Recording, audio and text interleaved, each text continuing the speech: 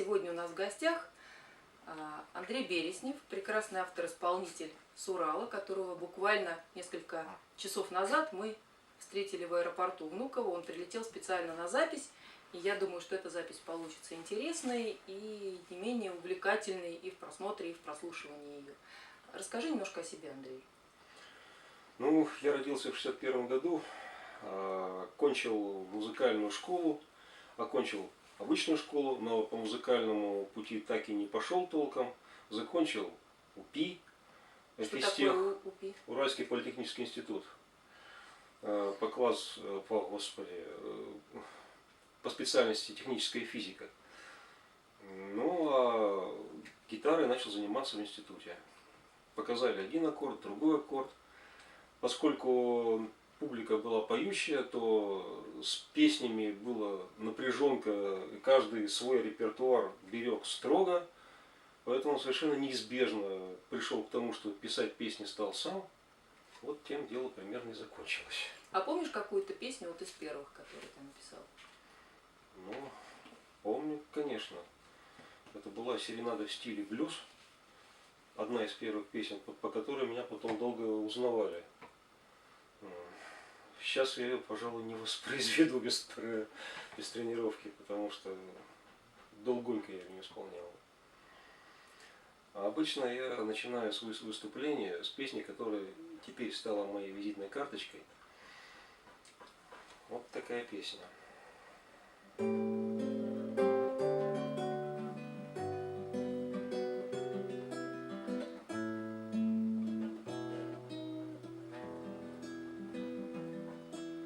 Город окрашен закатом, синий троллейбус усатый, в розовый сумрак трудя спешит без затей. Ветер любуется кленом, в маленький дворик влюблен, в городе полном хороших и добрых людей. Меж серых и стоптанных временем будем, как искорки света, хорошие люди. Без них свечой на ветру я, наверное, погас. Хоть жизненный путь мой извилистый труден, но душу мне греют хорошие люди. Спасибо вам, добрые люди, что есть вы у нас. Родник заповедный искрится медсестрами белые птицы, как капли судьбы меж деревьями пятна теней. Но даже далеко от дома, в таежной глуши незнакомой, я знаю, что встречу хороших и добрых людей. Меж серых и стоптанных временем будем, как искорки света, хорошие люди. Без них бы свечой на ветру я, наверное, погас. Хоть жизненный путь мой извилистый труден, но душу мне греют хорошие люди. Спасибо вам, добрые люди, что есть вы у нас.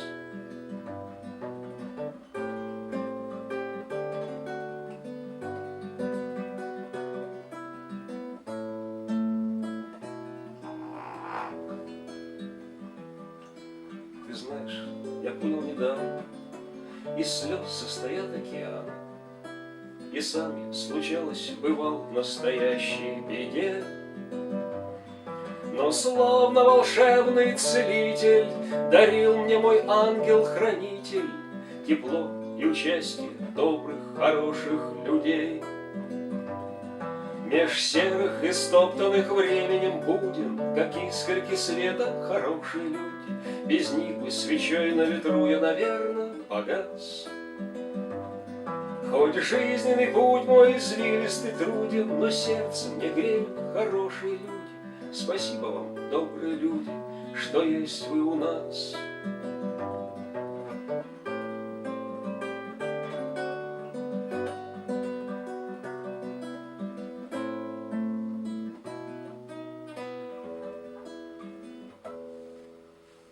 Андрей, твои произведения отличают не только красивая музыка, но и прекрасные стихи, в которых есть все: и ум, и сердце, и душа. А на концертах ты читаешь стихи?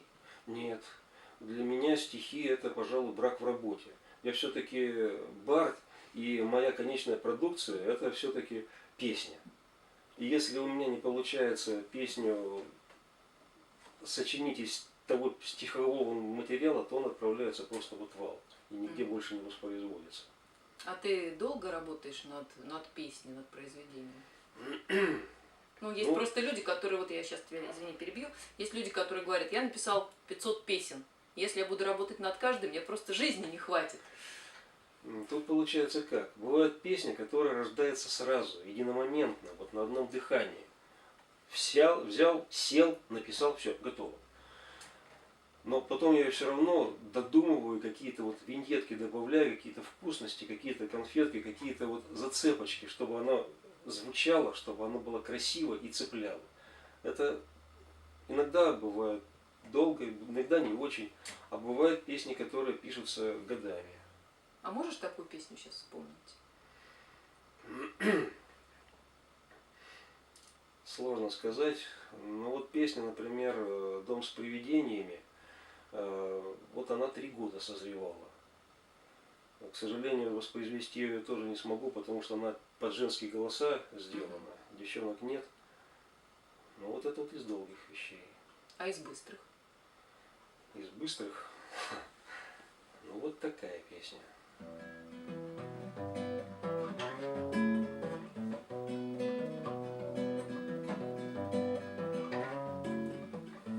Миром правят случайности, привлекают возможности, бродят необычайности, создают чьи-то сложности, а мы болтаемся в вечности посреди вероятности, где недостаток сердечности создает неприятности. А где-то ветер в пустыне дул и изменил рисунок бархана. Я вывожу аккордами руны, а вокруг все зыбко и странно. Все зависит от чьей-то милости, от чужой неведомой шалости, и на нас упражняется в хитрости случайности. Добавляет нам гордости, одоление трудности, но нет защиты от подлости и нет страховки от глупости. Но вопреки неизбежности мы не сдаемся усталости, мы купаемся в нежности, но чаще лишь по случайности. А где-то ветер в пустыне кружится и создает тем самым интригу. А я поэт, я редкая птица, мне б нам в красную книгу, и чтоб не скучно было трудиться и создавать нескучные тайности, нам об стол полируют лица случайности. Случайности. Случайности. Однажды я услышала твою песню и очень сильно удивилась. У тебя там прозвучало слово «руны». Вот в той песне, которую мы сейчас все послушали, тоже это слово прозвучало. Выходит, ты даже знаешь, что это такое. Дело в том, что мужчинам это редко свойственно, чтобы они знали что-то, что выходит за рамки привычного мужского круга интересов. Железки, гайки, машины. Но почему? Это как раз, по-моему, вполне мужской предмет для разговора. Вот это руны интересно. – это скандинавское начертание букв, текстов, каких-то сакральных знаков. И это вполне мужское, потому что рунами украшались лезвия мечей, например. Так что это вообще святое. Вот это тебя выдает, для меня, например, как такого очень тонкого человека, который выдергивает какие-то ниточки из ткани мироздания. Вот как-то так у меня получается. У тебя есть какие-нибудь песни вот на такую тему? Есть, пожалуй. Потому что всегда думаешь о чем-то немножечко большем, немножечко будущем какой-то интерес или любопытство, а может быть пробуждающим фантазию какую-то. Без фантазии куда ж мы? Хочется, чтобы человек думал, чтобы чувствовал и строил для себя какой-то свой красивый мир.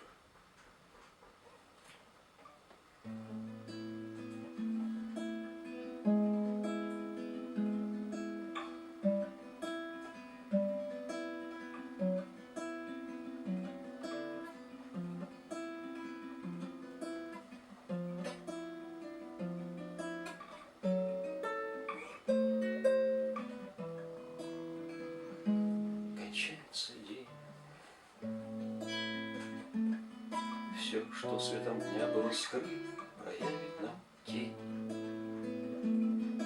Хрустальная нить ведет Маргарит и сны. Как вещи ангелы входят в дома для ума. Вуаль из грез их укрыла хозяйка луна. Как хрупко до слез, лишь слов и сердце разбит ткань сказочных грез. Из нитей хрустальных плетет Маргарит века. Узор бесконечно вплетать в полотно суждено.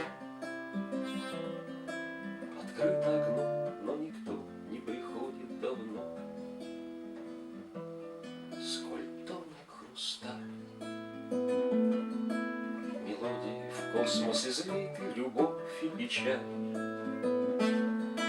Изрезаны руки, не плачь, Маргарита, судьба. Записана кровью плетенистым вязью рук, которые могут постичь и поэт, и колдун. А музыка сфер, звон от лопнувших струн.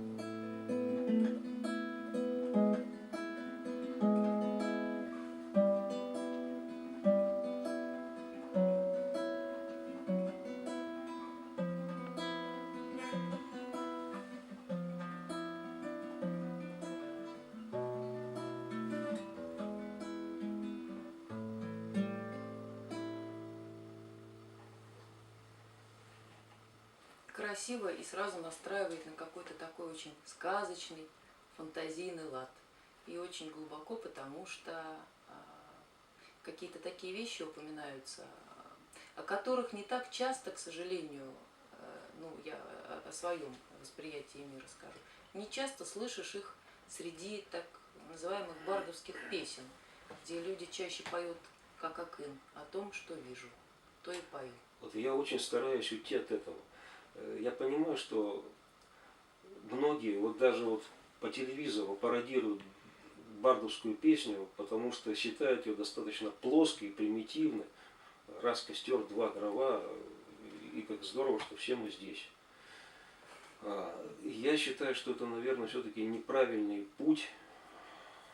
Надо, чтобы по-хорошему мы отличались друг от друга своим каким-то рисунком материала, своей какой-то подачи, чем-то своим. Если человек индивидуален, он интересен. Если нет, ну извините. А как быть тем, кто очень хочет творить, писать песни, музыку, петь, но у него, к сожалению, базы нет для этого. У него недостаточно образования, у него недостаточно кругозора, у него недостаточно эрудиции. И самое главное, у него недостаточно желания, чтобы всему этому научиться. Ведь можно же научиться. Вот самое главное желание. Вот очень правильное слово сказано. Если есть желание, будет все. Неважно, какими изначальными задатками человек обладает. Может быть, обладать ничем. Я видел в своей практике и такие вещи, когда люди на чистом энтузиазме сумели, вытворили, построили что-то свое, интересное, необычное. И это хорошо, и это правильно. Я как автор считаю, что очень нужны умные исполнители. Потому что я как автор, может быть, даже и не сыграю на гитаре так, как кто-то сумеет. Может быть, я не сумею спеть. У меня нет такого голоса, какой был когда-то 40 лет назад, допустим, когда там было 3,5 октавы.